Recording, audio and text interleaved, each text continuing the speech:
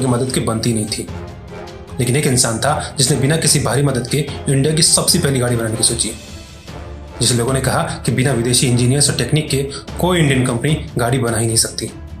जिसे लोगों ने कहा कि तू तो फेल ही होने जा रहा है, ये बड़ा रिस्क मत ले। लेकिन जिसने लोगों की नहीं सुनी और इंडिया की पहली इंडिजीनियस कार टाटा इंडिका बिना किसी फॉरेन कंपनी की मदद के बना दी। ऐसा तो कोई पागल ही कर सकता है ना। उस पागल का नाम था रतन टाटा। लेकिन उसके पागलपन की कहानी यहीं खत्म नहीं होती।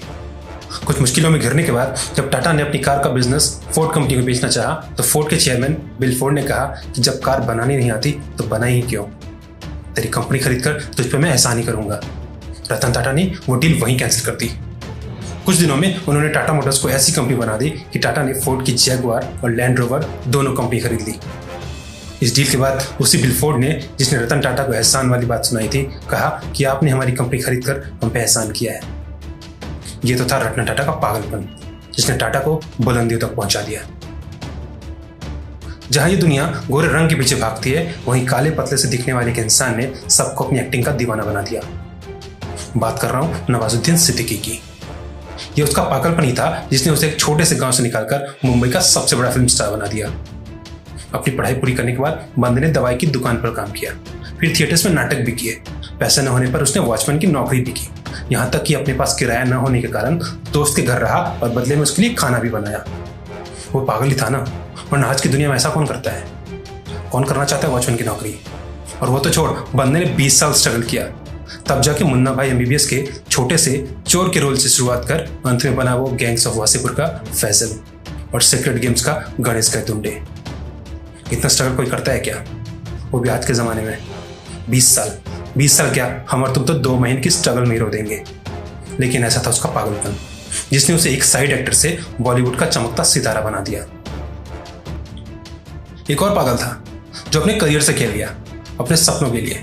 बंदे ने अपनी सरकारी नौकरी छोड़ दी अपने सपनों को पूरा करने के लिए। ऐसी नौकरी जो इंडिया में सबको चाहिए, जिसके लिए लोग 5-5, 10-10 साल तैयारी में गुजार देते हैं। ऐसी नौकरी कोई मिडिल क्लास वाला बंदा अगर छोड़ेगा तो वो पागल ही होगा ना। हाँ, वो पागल ही था। अगर पागल ना होता तो इंडिया को 2-2 वर्ल्ड कप नहीं दिलाता। अगर पागल ना होता तो हेलीकॉप्टर शॉट नहीं लगाता। अगर पागल ना होता तो झारखंड के एक छोटे से शहर से निकलकर दुनिया का नंबर 1 कैप्टन नहीं बनता और इंडियन टीम को दुनिया की नंबर 1 टीम नहीं बनाता। उसी का नाम था महेंद्र सिंह धोनी। छोटे से शहर से निकलकर इस बंदे ने पूरी दुनिया को दिखा दिया कि अगर टैलेंट हो तो कोई इंसान छोटी सी जगह निकलकर बड़ा नाम कर सकता है। इसकी मूवी आज पूरी दुनिया में धूम मचाती है। करोड़ों और अरबों रुपए ये एक मूवी के लिए लेता है। दुनिया जिसे आयरन मैन के नाम से जानती है और जिसका नाम है रॉबर्ट डाउनी जूनियर। आज दुनिया का ये सबसे ज्यादा पैसा कमाने वाला एक्टर, लेकिन कभी इसे ऐसे भी दिन देखने पड़े थे जिसे देख के कोई आम आदमी भी पागल हो जाए। इसे ड्रग्स की आदत लग गई थी, जिस आदत की वजह से इसे कई बार जेल जाना पड़ा। इसकी बीवी ने इसे तलाक भी दे दिया और इसके बच्चे को अपने साथ ले गई। पूरी फिल्म इंडस्ट्री ने इसके साथ काम करना बंद कर दिया। फिल्मों के मिले हुए रोल इससे छिन गए। लेकिन इस फिल्मी दुनिया में इसने ऐसी धमाकेदार वापसी की कि इसके आगे डायरेक्टर्स की लाइन लग गई और ये हॉलीवुड में सबसे ज्यादा पैसे लेने वाला एक्टर बन गया। अगर ये ना होता तो क्या आयरन मैन होता? अगर ये ना होता तो क्या एवेंजर्स होती? 5 साल तक जो ड्रग्स लेने के कारण कभी जेल के चक्कर काटता रहा, कभी कोर्ट के चक्कर काटता रहा, आज हॉलीवुड की हाईएस्ट पेड एक्टर्स में से एक है। ड्रग्स छोड़कर वापसी करने का इसका पागलपन ही तो था। एक और पागलपंथी की कहानी सुना रहा हूं, इसे ध्यान से सुनना।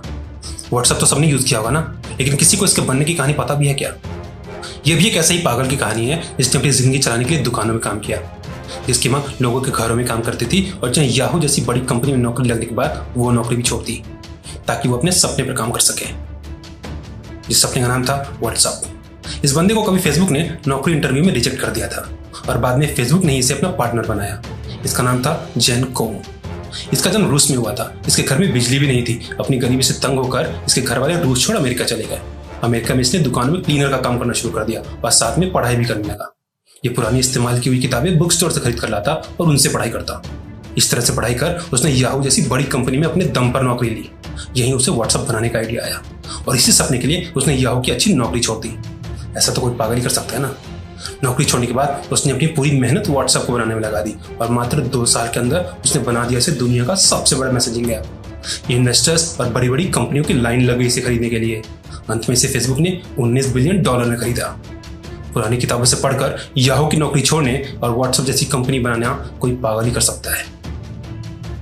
तुम्हें कुछ पाना है तो तुम्हें भी पागलपंती दिखानी होगी। अपने सपनों के लिए पागल बन जाओ, जी जान से लग जाओ। सोचो कि जब ये लोग कर सकते हैं तो मैं क्यों नहीं।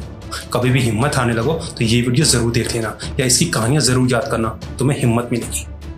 मैं ऐसी और वीडियोस बनाऊंगा ताकि तुम्हें मोटिवेशन की आग जलती रहे। उन वीडियोस को देखने के लिए ये चैनल सब्सक्राइब जरूर करना, और साथ ही जो दोस्त हिम्मत हार रहे हैं उनको ये वीडियो जरूर दिखाना, उनके साथ ये शेयर करना। जाते जाते बस इतना कहूँगा कि हमें हिम्मत नहीं हारनी। दुनिया में जो चाहो मिलेगा, बस अपने को पागलों जैसी मेहनत करनी है। दुनिया में ऐसा कोई काम नहीं जो हमसे नहीं हो सकता, बस ज़रूरत है तो थोड़े पागलपन की।